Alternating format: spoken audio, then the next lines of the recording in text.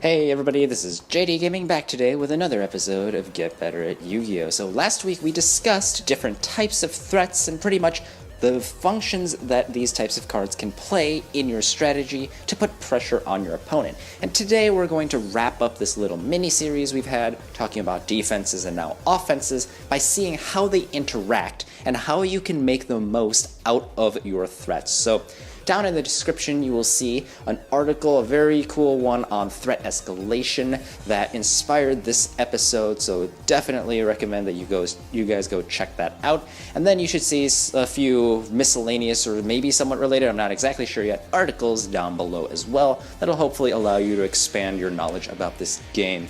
If you have any suggestions on topics for future episodes, then feel free to let me know down below as well. Otherwise, sit back, relax, and enjoy the show. Here's an example that may look familiar. Your opponent has a face-up monster and a bottomless trap hole face down. Just one defense. Your turn, you have a Blackluster Soldier, you have everything set up to summon it, and you think you're just gonna go plop this thing down and win the game.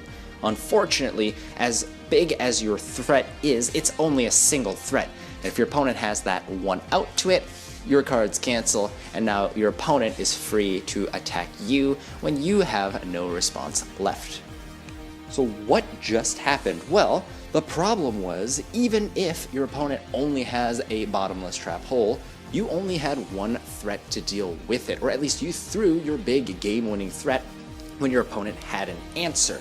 Of course, in this type of situation, it was in a vacuum, it wasn't in the context of a game, so we don't know how the rest of it played out that could have led to this kind of a situation. So we can't make any judgments onto the players or really to that play.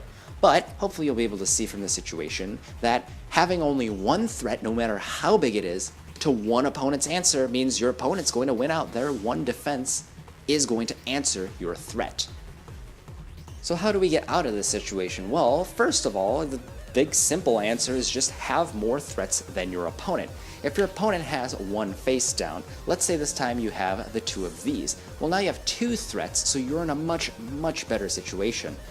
Which order would you play these things? Well, if you were to play the VLS first, you would probably get that bottomless, at which point you'd be free if you have enough lights and darks left to go ahead and summon the Chaos Sorcerer. If you're attacking directly, that's 2300 damage.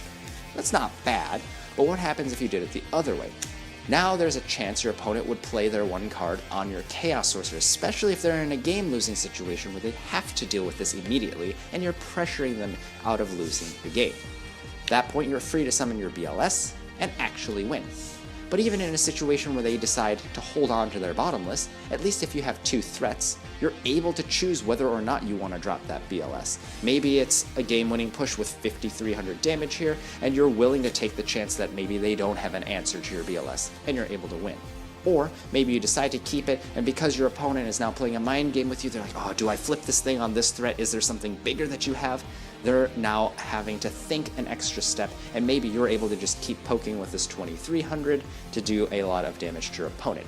The basic idea, though, is if you're able to have more threats in your deck than your opponent has answers, then you're going to be in a much better situation. And that's why a lot of times people have stopped playing back row other than like the Solemn Brigade or the trap holes with Rafflesia, mainly because it's too difficult these days to deal with all the threats your opponent is able to throw at with their one strategy. So that example shows that if you have multiple threats you're able to put onto the board in any order, you'll tend to want to use your weaker threats first so that your opponent's answers are drawn out. And once their answers are gone, you can make sure your biggest monsters last and are able to win you the game. Of course, if there's any other situation, like you're able to win the game right then and there, it may be worth changing from that general plan of action. But if you have no other factor that suggests you do otherwise, generally it's a good idea to conserve your best options for your last plays so that they stick. But that also matters for other power cards, things like Raigeki. This card's of course limited, so if you end up using it too early, you will be out a very powerful option that you have to get rid of whatever difficult situation your opponent has thrown at you. This isn't just the busted plus whatever card for free that lets you do whatever you want. You have to make sure you conserve this so that you have access to its power when you need it. Here's a good example. Let's say your opponent has two monsters on their board and you have this one. oh well, conventional card advantage says I should go play that Raigeki, get the +1, swing with Thunder King, whoopee.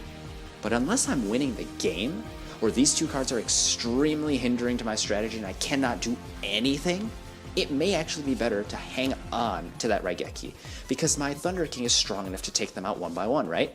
So get rid of the one that's the most annoying at the situation. Get rid of that next one the following turn. And then if I happen to attack into something very annoying, like Gores that brings out a token, okay, I'll still have that Raigeki to be able to deal with the new threat that my opponent has put up that my one monster wouldn't be able to otherwise. Imagine the same situation where I had gone and played that Raigeki.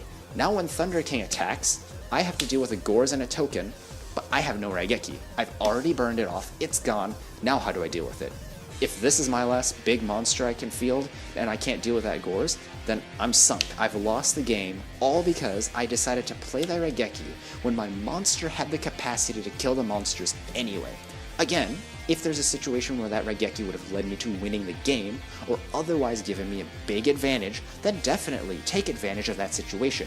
But in general, there's no reason to play this card just because it's A+, or just because you can. Try to conserve it whenever possible, because that will allow you to survive in tricky situations like this, where your opponent can field a monster that will be hard for you to take out. So the general rule of thumb in threat escalation theory is anytime you are given multiple options that look otherwise interchangeable, you'll tend to want to conserve your best options possible for a later time when they can make the biggest impact. You'll probably agree that if you were top decking your big BLS or your Raigeki, that would make a huge impact because your opponent has such a little chance of fighting back. But why is that? Well, it's because they've already used up all of their threats or all of their answers. So a cunning duelist will be able to hold on to their Raigeki, hold on to their BLS, and be able to draw out their opponent's answers in such a way that they are able to make the most of their big monsters. Of course, depending on where you end up playing, and depending on the speed of the current metagame that you are experiencing, these theories may not be as relevant.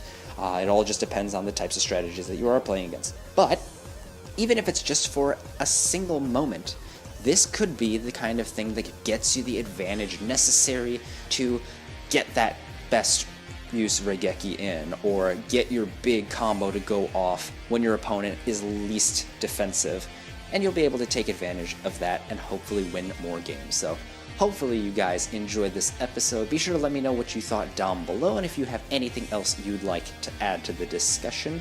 If you have any suggestions for future episodes of Get Better at Yu-Gi-Oh!, please feel free to let me know that down as well.